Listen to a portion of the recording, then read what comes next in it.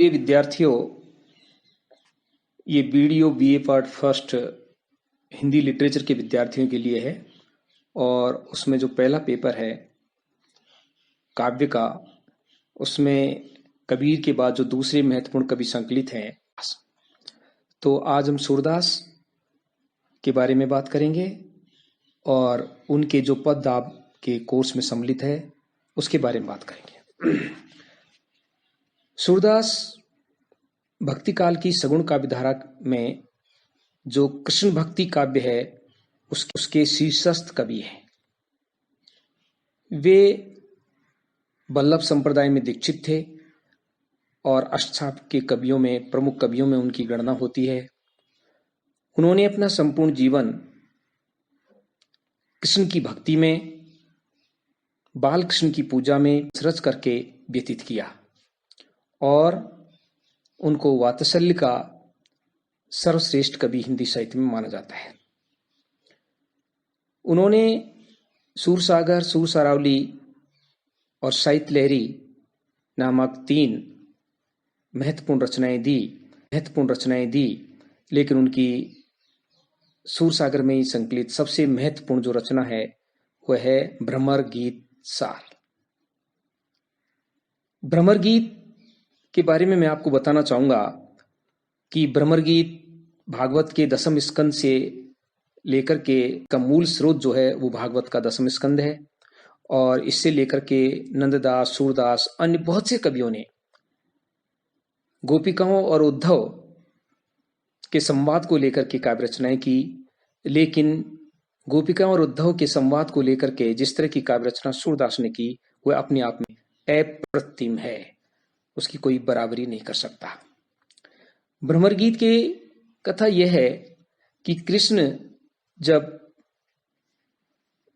गोकुल से मथुरा को चले गए और वे वापस लौट करके नहीं आए, बार बार गोपियां, माँ यशोदा और अन्य गोकुल जन उनको संदेश भेजते हैं, पत्रभाग भेजते हैं, लेकिन कृष्ण उनका कोई जवाब नहीं देते और कृष्ण वहाँ राज कार्य में व्यस्त हैं।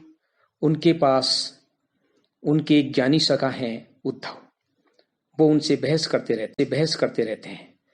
एक दिन कृष्ण ने उसी अपने ज्ञानी सखा को शिक्षा देने के लिए अपना संदेश लेकर के उसे गोपियों के पास भेज दिया और उद्धव गोपियों के पास आते हैं। गोपियां उससे परिचय लेती हैं, वो अपना परिचय देते हैं, गोपियों से वो संवाद करते हैं और जब गोपियों को पता चलता है कि ये तो निर्गुण और निराकार ईश्वर के बारे में हमें बताना चाहते हैं, कृष्ण के बारे में ये बात करना नहीं चाहते हैं या कृष्ण को ये एक सामान्य व्यक्ति मानते हैं, ऐसी गोपियां उनसे नाराज होती हैं और नाराज होकर के उनसे जो तर्क वितर्क करती हैं वो भ्रमर गीत का कथ्य है, भ्रमर गीत का कथानक है, उसकी ये विषय वस्तु है।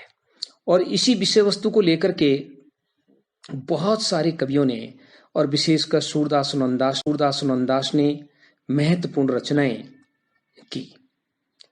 सूरदास ने भ्रमर गीत में जो उसके अंश जो आपके इसमें सम्मिलित हैं वो एक पद की शुरुआत में करूंगा कि गोपियां पूछती हैं कि उधो अखियां रागी, इकटक मग जोवती अरु रोवती, भूलेव पलकन लागी।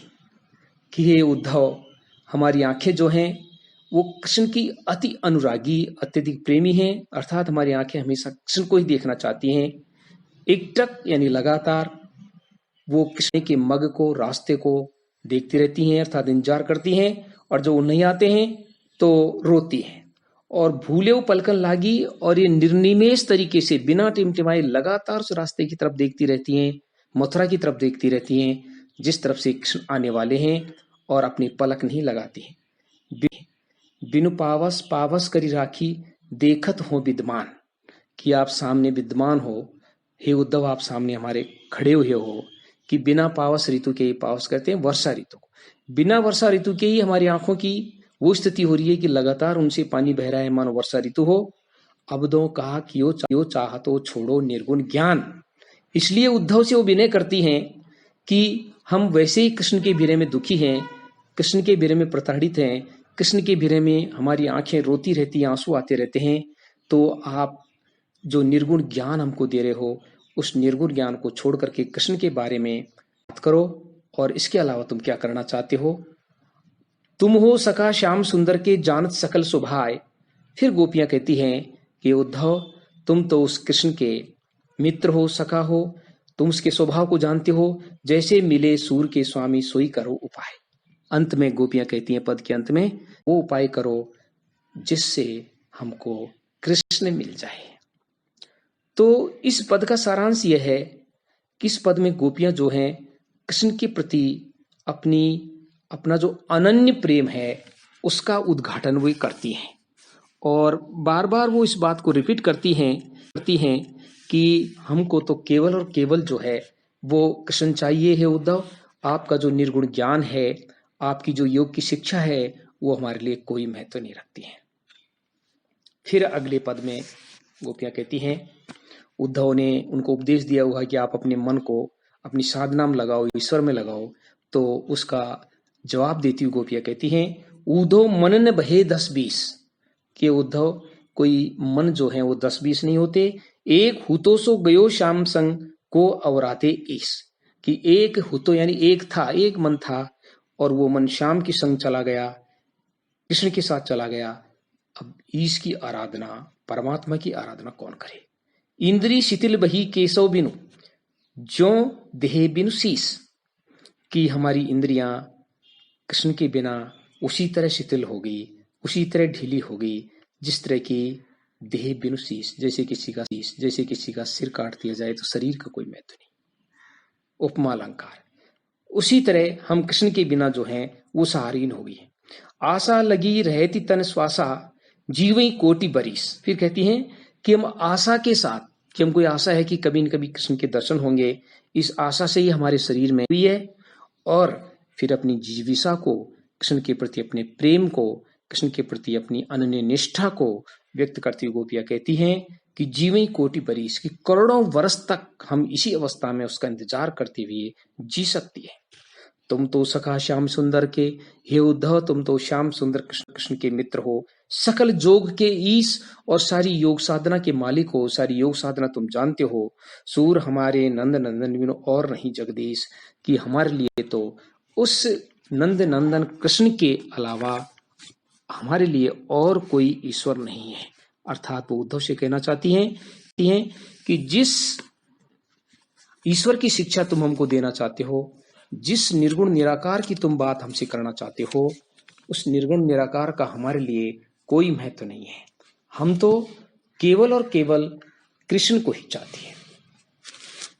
फिर आगे पर उसमें उद्धव ने उनको ईश्वर के निर्गुण आकार के बारे में, निर्गुण स्वरूप के बारे में, निर्गुण उपासना के बारे में बताया होगा कि तुम निर्गुण की आराधना करो। तो गोपियां उससे सवाल जवाब करती है कि निर्गुण कौन देश को वासी, कि उद्धव ये बताओ कि वो निर्गुण किस देश का वासी है, किस देश का रहने वाला है। बहुत बड़ा व्यंग है उद्धव के ऊपर।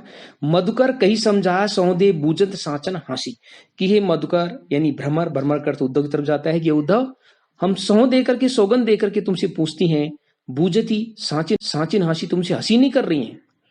तुम ये बताओ कि को है जनक, कौन उसके पिता है निर्गुण के, कौन है जननी, कौन उसकी माँ है, कौन नारी को दासी, कौन उसकी नारी है और कौन उसकी दासी है, अर्थात उसका परिवार कौन है।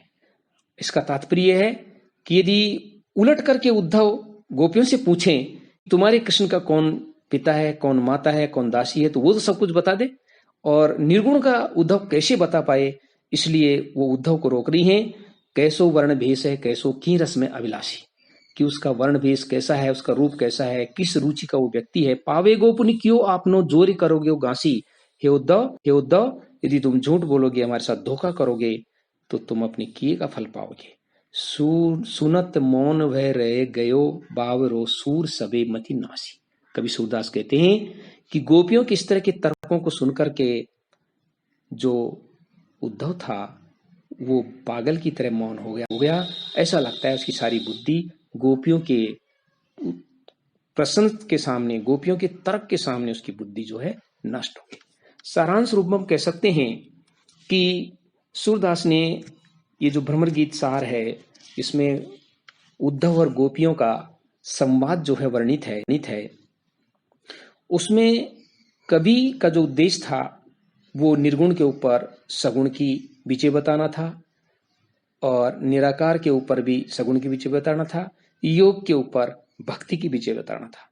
इसलिए उद्धव का पक्ष जो योग और निराकार का था वो, और गोपियों का पक्ष जो था भक्ति प्रेम और साकार का था। तो कवि गोपियों के माध्यम से भक्ति प्रेम और ईश्वर के साकार रूप की स्थापना इन पदों में करते हैं। और गोपियां जिस तरह से कथन करती हैं, जिस तरह से प्रश्न करती हैं, वो बड़े स्वाभाविक प्रश्न हैं और इस प्रश्न है कि उनको सुनकर के जो उद्धव हैं वो निरुत्तर हो जाते हैं। बस आज का व्याख्यान यही समाप्त होता है। अब हम सूरदास के शेष जो बचे हुए पद हैं और सूरदास की जो विवेचना है उसको अगले